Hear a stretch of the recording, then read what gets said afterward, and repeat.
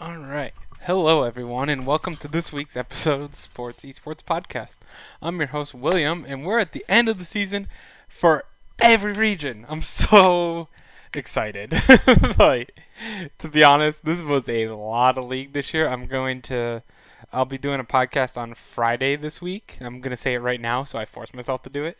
But I'm going to be doing a podcast Friday to wrap up power rankings for all global teams, and I think we'll have some fun stats with how many games I watched this year, and like the minutes, and it's going to be insane. But we'll talk about LPL now. What an insane week we had this week! Like unbelievable. We finished in my predictions. We finished 10-4, which put us at a total of 81-39 for the LPL this year. Pretty good for how crazy I thought the LPL was. I was actually really proud of this, and that was up to it. That's a 68% pick rate. Correction. Which is a D, but for predictions, that's pretty damn good in my opinion. So let's get right into the talking about this week. First, and I'm gonna say it. I'm probably gonna hold it over here, like just you guys looking at this instead of the match history, because I don't know if it's April Fool's or not. On Gamepedia, let's check. Yeah, it's April Fool's for Gamepedia. This is what it looks like. So it's a little displeasing to the eyes. So, and disturbing in general.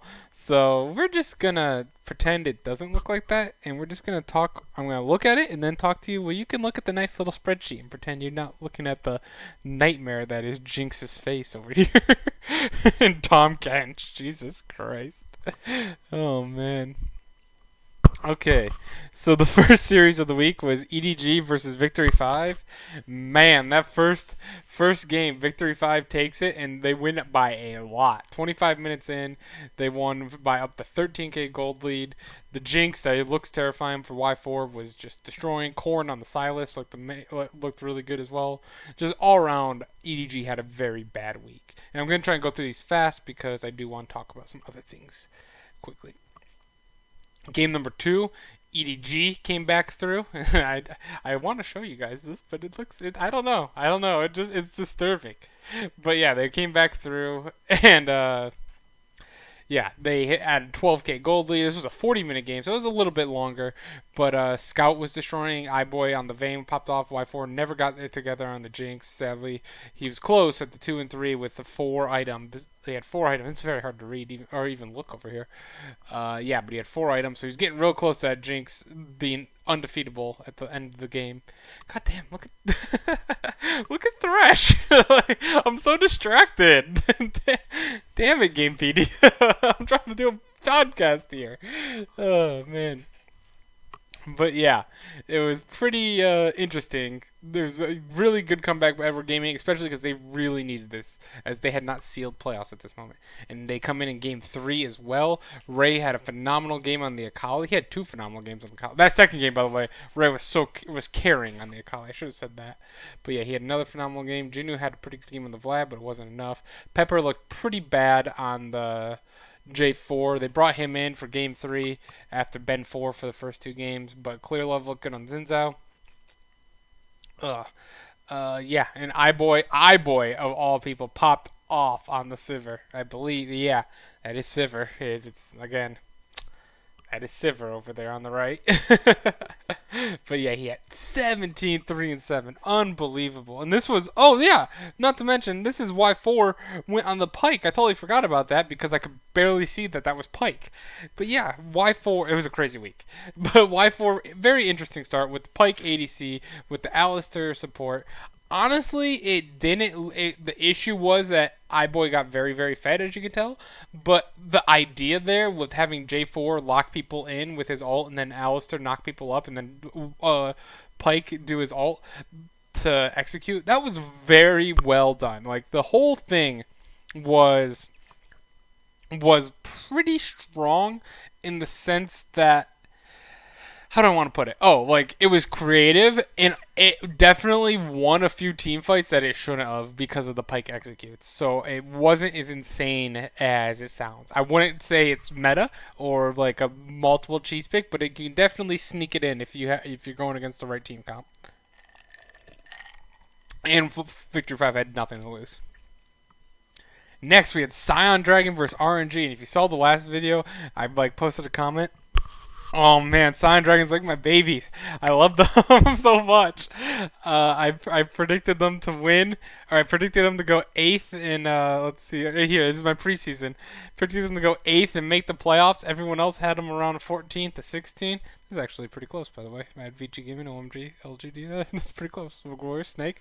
Man, I crushed it on the bottom end. Top end not so well because I had Sonic number 4. But anyway, yeah, I had them, and they finished in 6th. And part of that's because they took 2-0 against RNG. The first game they won 23-13. They won 35 minutes. You had Twilla just popping off on the Corki, and Gala also on the Kaisa, just dominant. It was amazing. Man, this was I was so happy. Game number 2 was just the same, where they won by 10k gold. This game was even more of a blowout. I mean, this was Gala, all about Gala, on 9-1 and 11 on the Kaisa. You had Zhao Peng as well, who's had a phenomenal year as the jungler, rookie jungler. He went 7-3 and 13 on the Lee Sin and just simply out jungled Karsa, which is amazing. Good Jesus Christ! Look at Zoe. If that's not stuff of nightmares, I don't know what is. So this is what I'm saving you guys from. Oh god, it's so terrifying. Day number 2, we had Billy versus Invictus Gaming. Billy needed to win this series against Invictus Gaming. And they needed to win the series against Top to stay in the playoffs. Billy went 1-0 to start against Invictus Gaming. Very shocking. A 50-minute game. You don't see that too much, especially against Invictus Gaming. It was 23-12. It was a 600 goal lead. And Billy just pulled it up with Kuro going 10-1 and 12 on the Zoe. Just absolutely carrying his team. While Jin Zhao also went 9-2 and 7 on the Vayne, though. They've just phenomenally... They outplayed IG at their own game. And you can even call Billy kind of like Invictus Gaming Light, where they're just insane team fighters, but they kind of make a lot of mental mistakes, but with less talent. And they showed that they can hang with Invictus Gaming, which was very impressive. Game number 2 was just as close, I thought. I mean, towards the end, it got to a 10k gold lead, and it only ended 26 minutes. But before it pulled away, it was very close. So think like the first 15 minutes, I thought this game was very close. Meteor was 9-4 and 6 on the Aatrox. He was really showing up big, but just wasn't enough for his team. And Jin Zhao had a really bad game on the Callista. Went 1 and 5, and Jackie Love just popped off on the Vayne. Went 10-4 and 7. And then in game number 3, Billy came back again and won a 35-minute game this time. And this time they destroyed them. They had a 13k gold lead, 22-6. They just absolutely obliterated IG, which is so weird and very typical considering this is the 3rd week in a row where the teams I predicted to be the number 1 team in the world, Griffin 3 weeks ago went 0-2 in that week. Then I'm like, oh, Top Esports, they're the best team in the world. They went 0-2, and now IG starts out 0-1. I'm just like sitting here like, what are we doing, guys? Like, can we make me not look like an idiot, please? But yeah, Jin Zhao had an amazing game. He went 9-0 and 6 in the Kog'Maw. That is fantastic. And he just simply outscaled the Vayne, who only went 1 and 5 for Jackie Love. I'm loving that LGD symbol in negative. Next game we had JDG versus LGD. JDG comes in with the first game with Flawless, and Zoom had a fantastic game on the Swain. They brought the Swain counter to Lissandra up top lane. Zoom went 5-0 and 9. The Dumpling Brothers with Yagao as well. He had 3-3 and 9. It wasn't as good, but it was still pretty good into the Silas. Silas only went 3 and 4. And Imp popped off, especially on Vayne against Kramer of all ADCs. Imp went 7-1 and 8. I would not expect that going against Kramer at all. Game number 2, though, LGD did come back, and Kramer went 5-1 and 9 on the Kog'Maw. It's very interesting to see Kog'Maw come back. Wise had a phenomenal Kennen play, though, with 5-1 and 9. He had some fantastic flanks. Zoom was not able to get anything done on the split push Yorick. Flawless went 1 and 6, so he had a really bad game on the Jarvan. And just all around, Condi had a good game, Yuki had a good game, Kramer had a good game. It was all around a very excellent game for LGD, as they won in 25 minutes.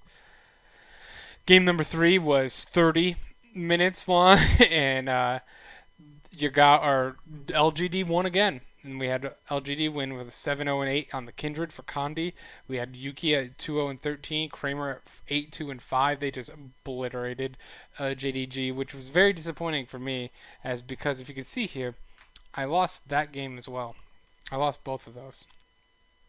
I lost all three actually. So I started this week to put this in perspective. I wanted to get a 66% pick rate for China, and I know it's spoiled because I got 68, and you can see that. But I needed to lose 5 games minimum on the week. So I start this week 1-3. I'm sitting here like, okay, well now I have to go freaking 8-2 to end the year to get a 66% pick rate, which is pretty difficult to do, especially in China. And luckily I was able to go 9-1. And the only disappointment is Snake, like usual. Alright, let's go to the second one, and then we'll get into the juicy games, which, as you've seen, if you've watched before, they don't have on here, so I gotta go on Google, which means I can show you them. Fun plus even Poppy. Look at Poppy there. Or Gragas down in the bot lane. Oh my god, this is the weirdest. This is the dumbest April Fool's joke. It's funny, but I got work to do.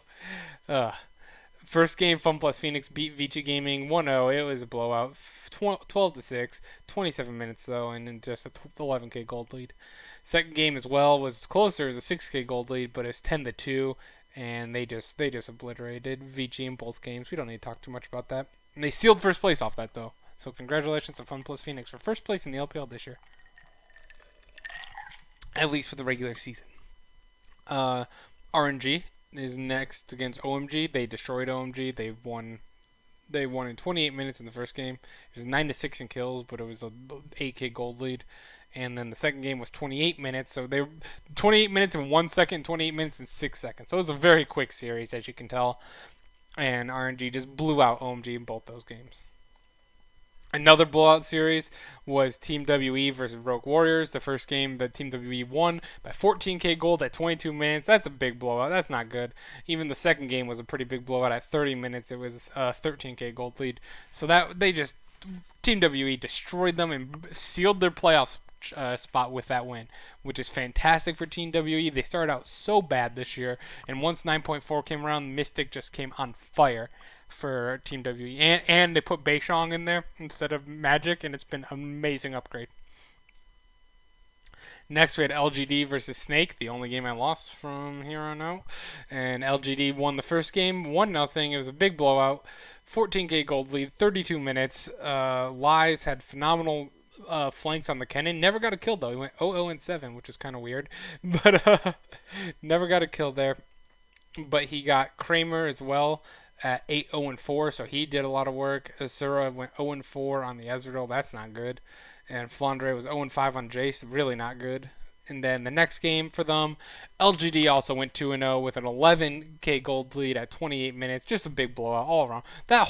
Those 2 days were just big blowouts right here. Like these 4 games, just all about the blowouts. So now we can go to Google.com, LPL schedule, and now we can actually look at some stuff maybe without our eyes bleeding. Alright, now let's get to Saturday's games. Saturday we had Fun Plus Phoenix versus Victory 5 to start. The first game 1 we had Fun Plus Phoenix. I guess I could have done this at the beginning. I'm an idiot. I'm sorry. I should have thought of that. Fun Plus Phoenix won the first game at 10k gold lead. They had 14 kills to 5, as you can tell, 8 towers to 1. You had LWX at 8-2-1 on the Kog'Maw. He was just popping off. The Vi4, I hate the Victor bot lane. I haven't brought it up in a while, but let me tell you, I hate Victor bot now. It's not nearly that good. Ben 4 really had a bad game on Jarvan, and then, yeah, just in general. Then the second game, Victory 5 lost again. That was 62k to 47k, 24 to 8, 10 towers to 1. Just a huge blowout again. Four dragons to nothing. TN had a monster game on the Jarvan at 9-1-12. Beyond Corki was popping off at 7-1-7, and Kog'Maw looks like me on ADC with 15 assists. Huge blowout for Victory 5 or for Fun Plus Phoenix, and Victory 5 goes out of the season. They were already out of the season, but they go out like really looking really bad in their last 2 games of the season, last 2 series. Now let's get into the crazy stuff. Game number 1, Top Sports versus Billy Billy. You're like, oh, this is a close game. 74k to 72k. 15 kills, 15 kills. 8 towers to 10. 1 inhib, 3 inhibs. 2 barons, 1 baron. 2 dragons, 3 dragons. Yeah, pretty close, right? Wrong. Billy Billy was destroying this game. And then Knight goes in with Zoe and just steals the Baron at 1k HP with his empowered Q, I believe it's at 1k HP. It was so much damage to the Baron, and he just instantly stole it. And then not only that, that wasn't even the most impressive part. That just kept top afloat in game number 1. And remember, Billy Billy needed to win this series to stay in the playoffs. Like, if they would have won this series, I believe JDG would have been eliminated from the playoffs. But yeah, then next, Top goes for the Baron, and they get the Baron. But as they're doing that, ADD goes to the Nexus towers, or the Nexus, goes all the way to the Nexus and gets the Nexus under 30 HP before getting aced. Or he knocked it down to like 200, and then Jin Zhao came in with Callista, and Kuro came in with Talia, and they knock it down to 30 HP before they all get aced. And then because it was so late already, this doesn't tell you the time of the game, but it was like 40 some minutes in. Because of that, Top was able to just run all the way down and end the game for them to win. It was so depressing for Billy Billy because you knew they needed that win, and they were one auto attack away from doing it. Next game, almost the exact same thing happened. Billy were taking the Baron instead, and then Top Esports like, screw it, we're gonna end it while they're taking the Baron.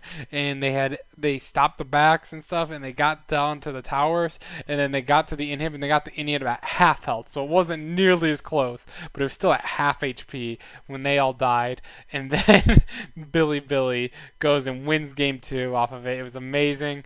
Like, that was back-to-back games in that series. It was crazy. And sadly, in game number 3, as you can tell, Billy should have won.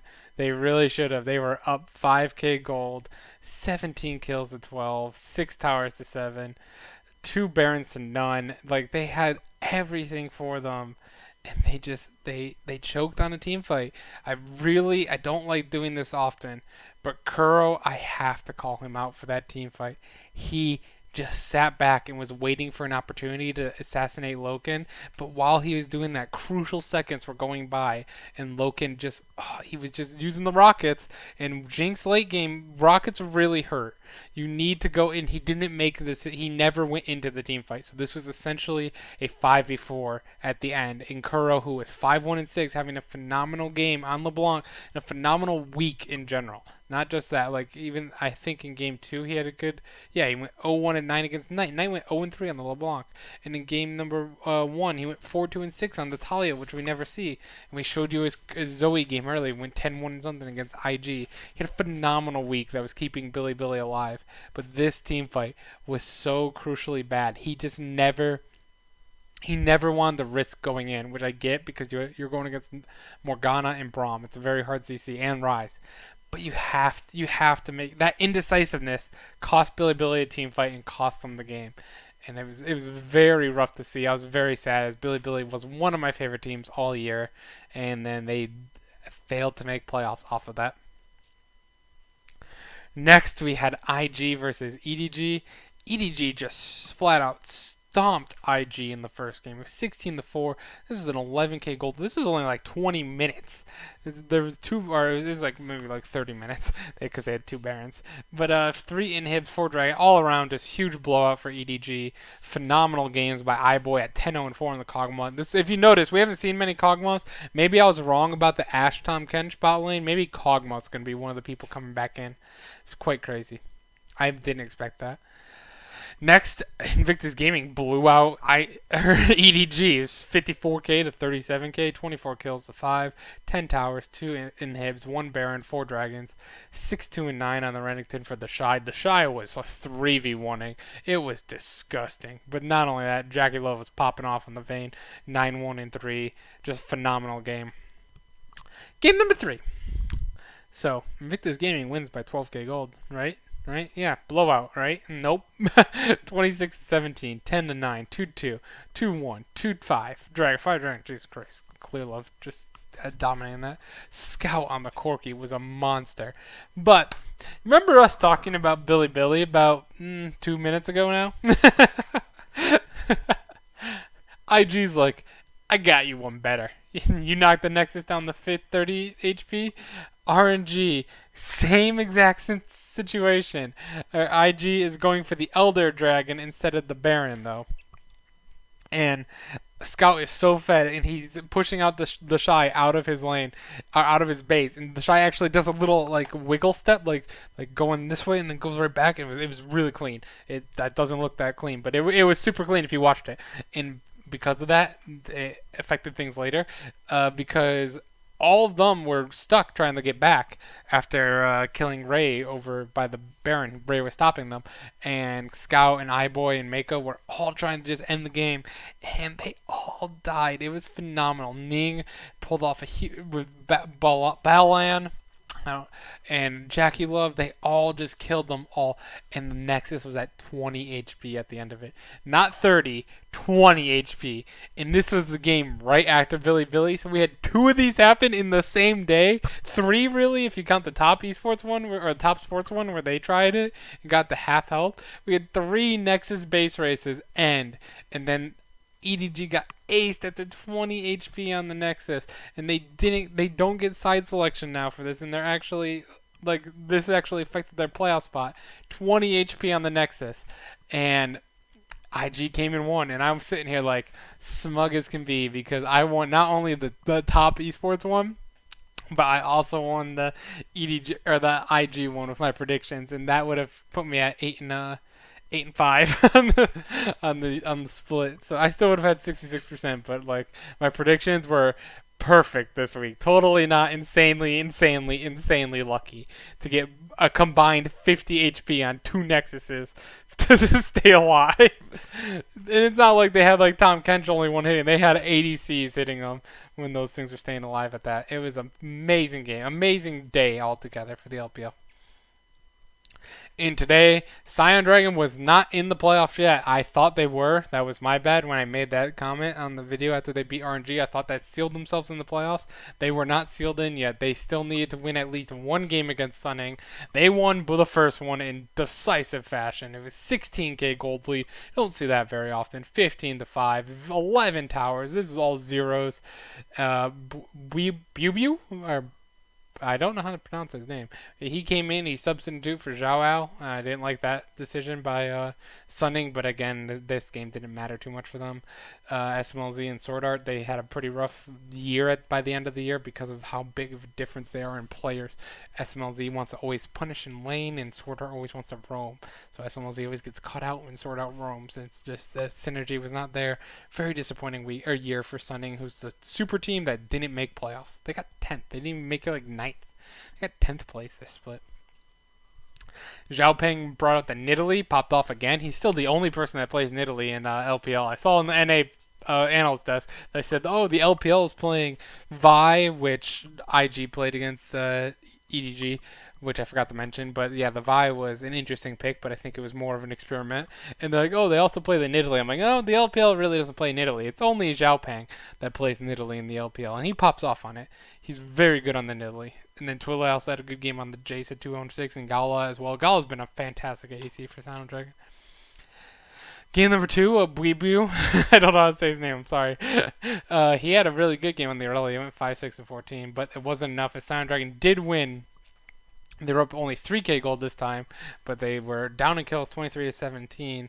And Angel had a pretty good game on Lissandra, but the Gala on Kog'Maw was just too much, especially towards the bottom when he went to towards the blue side red buff. His team had just got wiped. It was just him and Twilla left versus Hacker, SMLZ, and Sword Art. And Hacker, SMLZ, and Sword Art were all going in on Kog'Maw, thought they were the ones baiting him. No, he was the one baiting them, and he just 3v1 them after a fight because they were all around half health at the time. But they all thought obviously if they got onto the Kog'Maw, they can blow him up real quick, and that was incorrect. And he just aced them, and then with that, they were able to just pull up and get a strong lead and win the game. Congratulations to Sunning Gaming. as they made it to 6th place this year. Unbelievable. That's better. I had them at 8th, and no one else had them even that close or that high up, and they made it to 6th this year. I'm so proud of them. I'm so happy. Bunch of rookies, all rookie team, and I'm excited to see what they do in playoffs. Their first game is going to be tough against EDG though, but I'm looking forward to it. Next, OMG versus Vici Gaming. First game was all Vici Gaming. It was a 10k gold lead. The kills were 18-13, but this game was much bigger blowout than that. Puff was 1-2-7 on sub, but it was all about ZDZ on the gameplay. He was 8-0-6, just dominated Ale in the top lane, and Icon had a pretty poor game on the Cassiopeia as well in general, and Penguin didn't do much on Jarvan. Game number 2, though, OMG came back. They were actually about to lose this game as well. But Zhiyang, he had a 6-1-7 game on the Malphite. I love seeing Malphite. I can't play Malphite anymore. I used to love playing Malphite back in Season 6 with Iceborne Gauntlet and Sunfire Cape. It's my favorite moments of my life on League of Legends because I would always cheese. I'm sure I've talked about this before. I would max all my runes in the armor except for the glyphs and put those in the magic resist. So at level 1 with the increase of passive on Malphite, it's a little different now, but it used to be a higher percentage, and or it used to be a lower percentage, but it didn't just matter when you had your shield up. It used to just be all the time, and you take W and you max W first, so you'd start the lane with 104 armor, and it was the greatest thing. You want to know how tilted champions like Trendemir, Jax, Riven, Pantheon, Jace, when they have to go against 104 armor at level 1, no items, that's a lot of tilt, lot of tilt, and then you would max armor, or you'd max W, you'd build Sunfire into Ninja Tabbies and have 256 armor after that. And I'm just sitting here like, good luck killing me now. Literally just had to get about 3k gold, and then, or about 3 to 4k gold, and I'd win. That's why I had a 73% win rate on Malphite over like 50 some games in that split. That was the first year I got plat. And I'm still stuck in plat. Though I'm actually still in gold at the moment. I haven't had enough time to play, but I do now.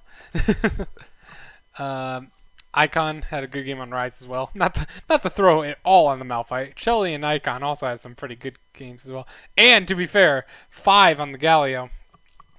Was it 5? I don't even remember that. But yeah, 5 on the Galio. He had a phenomenal taunt, 3-man taunt around the Elder Drake, and then that's what made this game turn around. Malphite got a 3-man ult because of 5 with the 3-man taunt.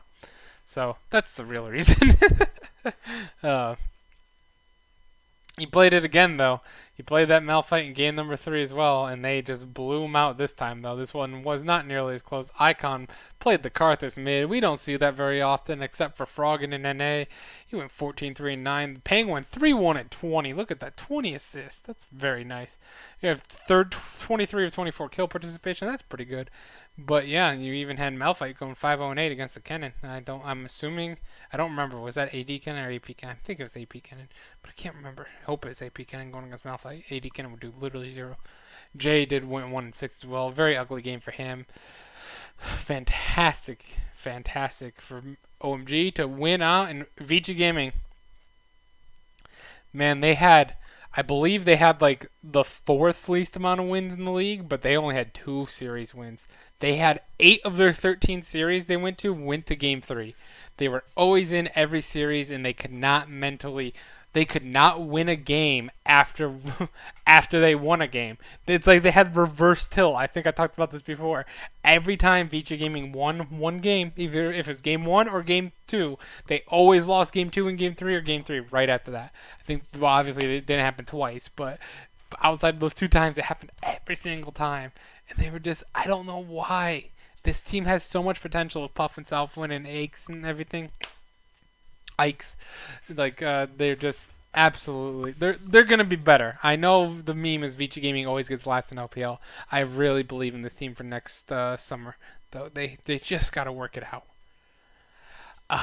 They just got to work out how to close the series.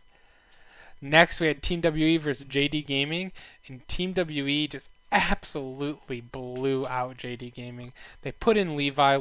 I love Levi. He went 0-5 or 0-6 this year. He didn't have a single win all year long. He didn't have one win.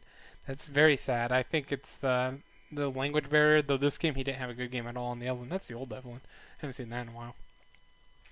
But yeah, 0-4, and just a big blowout all around. They all popped off, as you can tell. And then game number 2, they all popped off again. GA had an amazing LeBlanc game at 13-0-6. And just all around in general. Flawless came in, and he went 0-6 as well. So it wasn't much of a better choice. And then just all around, JDG just did not win. They substituted Imp as well here. But that didn't help either. And Team WE finished the season in 5th place, I believe, because of that win. So with that, though, let's go to... Those are all the games. That's the end of the regular season. But let's go to our Players of the Year. Yes, Team WE finished in 5th, which is insane to me. Such a good year. All right. Players of the Year. Sorry, I didn't do a Players of the Week. I just felt like Players of the Year would be better this week. Players of the Year. Top laner, IG The Shy. KDA of 3.2, CSM of 8.7, damage percentage of 25.1%, DPM of 585, and a kill participation of 52.9%. Phenomenal year for The Shy, coming off of being the best top laner in the world. He still probably is the best top laner in the world. Jungler of the Year, FPX Tien. I thought Tien was one of the best junglers this year, and one of the main reasons why FunPlus Phoenix was able to seal first place along with Doinby. He had a KDA of 4, average assist of 7.4, damage percentage of 16.4, and a kill participation of 72.4%. That's really good. Okay. To defend my mid, I wanted to put Doinby here. I really did. Like, I went in going to look at the stats saying Doinby is the mid lane of the year. But it wasn't. It was Top Knight. Top Sports Knight. He had KDA of 7.1. Doinby had a KDA of like 5.4. He had CSM of 9.6. Doinby had 9.3. This was so close, by the way. So close. Damage percentage of 30.2. Doinby had like 29.8. DPM of 540. Doinby was like 520. Kill participation of 74.2. Doinby was actually 74.6. So it was like the closest. And I just had to do it because Knight won in 4 of the categories. And Doinby did win more games, which I wanted to put in there for that reason. But let me say, this is no way an offense to Doinby as well, because I thought Doinby played phenomenal. And honestly, they're both. This is as close as it could get for picking 1 or 2 players for MVP. Like, if I picked Knight at like 100%, say, Doinby is at 99.9%. That was that close. It was like that big of a difference. So both phenomenal players. I wanted to bring that up, but at the end, Top Sports Knight 9 is my. No one calls him Knight 9, by the way. Just Knight. He is my MVP for mid this split. ADC of the split is Team WE's Mystic. I thought his stats weren't as necessarily the best this year. I believe Uzi's and LWX's were, but he had a KD of 4, CSM of 10, damage percentage of 31.4%, DPM of 580, kill participation of 69.2%. But what Mystic did, along with Beishong and the others on Team WE, to get his team from like 14th, 15th place to number 5 in the last 4 weeks of the season is insane. Once 9.4 hit, I clicked on. Mystic was playing good either way, but 9.4 he really started carrying, and they just turned their entire season around, and now they are a real threat in the playoffs this year. I'm really excited to see how they show up in the playoffs, and I'm glad that Scion Dragon is not facing them in the first round. Let me tell you that. Support of the year was IG's Balan. He had a KDA of 3.6, an average assist of 10.6, and a kill participation of 66.9%. He also did a phenomenal job on IG and was one of the main reasons always for all their engages that they win. It's usually one of the reasons why they're all started is because of Balan. He plays a fantastic Alistar, and he plays just fantastic engaged champs in general. Whew, my throat is like getting dry. Let's go to our power rankings for the end of the year. Kind of boring. The first 8 are pretty much exactly how the regular season has it, or the regular standings has it. I think it shows exactly how the teams are playing right now. I could almost put Team WE over RNG, but I don't want to do that yet because throughout the whole year, I felt like RNG is slightly better, like more well-rounded, but Team WE is skyrocketing up there. Just it's been awesome.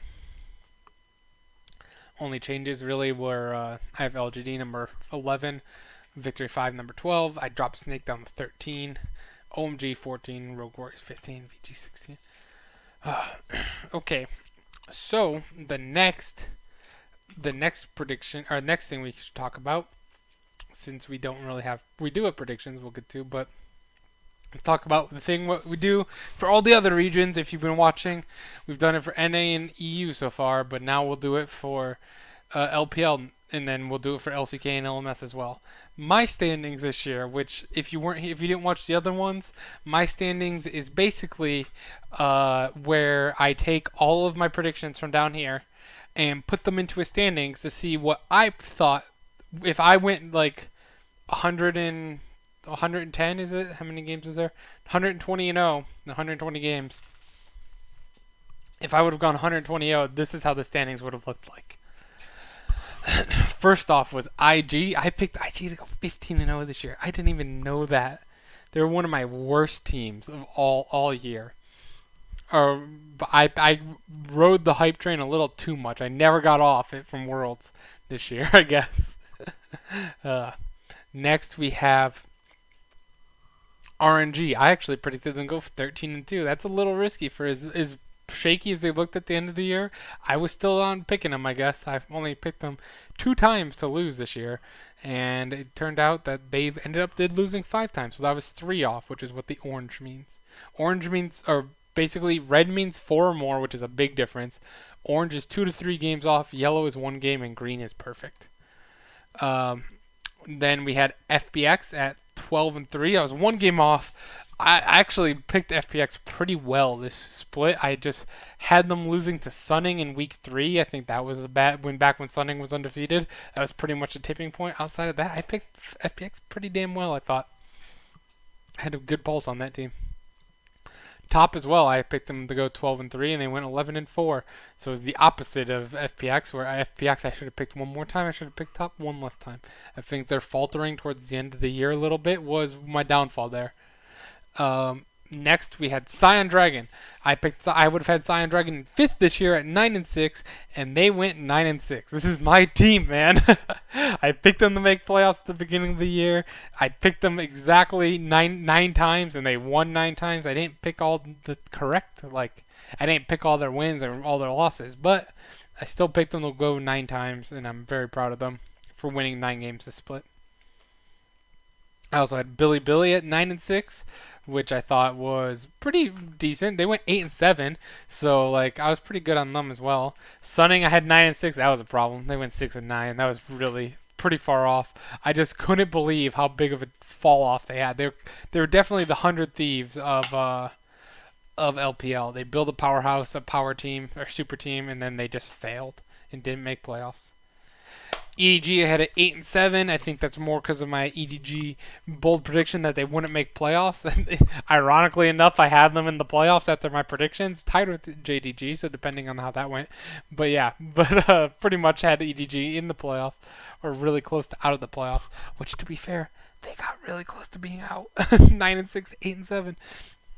They were 1 game off. 1 game off of my bold prediction from week 3 of EDG not making the playoffs this year. That they're never missing the playoffs. I was 1 game off of it. Dang. That makes me kind of upset. Next we have JDG at 8 and 7 as well. They went 9 and 6, so that was close. Team WE, I didn't get on the hype train as much as I should have. I felt like I was towards the end. I think I believe I picked them 4 times in the last 2 weeks. But before that, I wasn't a big believer as they weren't showing me much. And I when they finally were starting to win games, I was like, hold up, this team might actually be pretty good. It might not just be Mystic. And now, but I only picked them 6 times at the end of the day, and they ended up winning 10 games. Very impressive. Victory 5 and 10. They went 4 and 11. VG Gaming I picked 4 and 11. They went 2 and 13. Rogue Warriors 3 and 12. They went 4 and 11. OMG 3 and 12. They went 4 and 11. LGD and Snake I picked 2 and 13. 2 and 13. They went 5 and 10 and 5 and 10. So those are a little far off. And then just quickly, my prediction accuracy, IG, out of the 15 times I predicted them, they obviously went 11-4. That one's easy. RNG, out of the 13 times I predicted them, 10-3. FPX, 11-1. One of my best was I almost always won picking FPX this year, which makes sense since they only lost 2 games. Top went 9-3. Silent Dragon 6-3. Billy 6-3. A lot of 3 losses on here. Sun and Gaming 5-4. That was a rough one. EDG 5-3. JDG 6-2. Team WE. I went 6-0 predicting them this year. So I did predict every time Team WE. I predicted Team WE. They did win. So I was pretty proud of that one. Victory 5 2-3. VG Gaming 1-3. Rogue Warriors 1-3. OMG 1-2. LGG 1-1. And Snake at 0-2. So Snake is the team like Excel, where I went 0-2 by picking them. Echo Fox went 0-1 picking them. Snake, I went 0-2 picking them. And I guarantee you, I think I picked Janair once this year, so I went 0-1 picking them as well. There's always a team at the bottom that you only pick like once or twice, and you never pick them again. Snake was that team for me, and I can't say that because I did pick them in the last week of the season, and they screwed me. I could have had a nice little 11 game pick streak there. But yeah, 10 game. But yeah, that is our prediction standings, and that is actually almost all we have. We just have to do our predictions now, which I am going to have to do that live because I almost forgot. So I do know it. I already picked them. But I forgot about it, but I don't have it written down. But I already predicted them earlier today. So we have Team WE versus JDG on Thursday. This is the first game of the playoffs, and I think so. Let me get this straight before I go into this. I want to make sure I know the playoff rules. We're gonna have to fight this. I'm sorry. I'm gonna have to read the playoff rules in this format. No, spring playoffs format. Single elimination bracket. All matches are best of 5. Top 8 teams from spring play are seeded. First and second seeds receive playoff 5s and 7. Other 4 teams in the first round. The other 4 teams will play in the first round. First, 4th, and 5th and 8th seeds will be in one bracket. The other 4 seeds will be in the other. Pattern information. Winners qualify for 2019 top 4. Okay, so there's nothing special here. I thought I saw something where they they start a game down or something, but it looks like they took that away. That might have been last year, which is good. I don't like that rule at all. So it's best of 5 between Team WE and Team JDG. I have Team WE winning this. They look like they're on the up. Team JDG looks like they're on the down. And frankly, it's going to be a jungler issue. I think that Flawless is struggling a lot, and when they go to Levi, they have not won on that. They have 2 junglers that are pretty decent, but they haven't won. Man, damn, that looks pretty awesome. I like those. I love that color scheme. That blue is like my favorite, blue and black. That's my favorite color scheme in the world. But anyway, sorry, I'm distracted. But yeah, I have Team WE winning this one 3-1 and moving on to face RNG.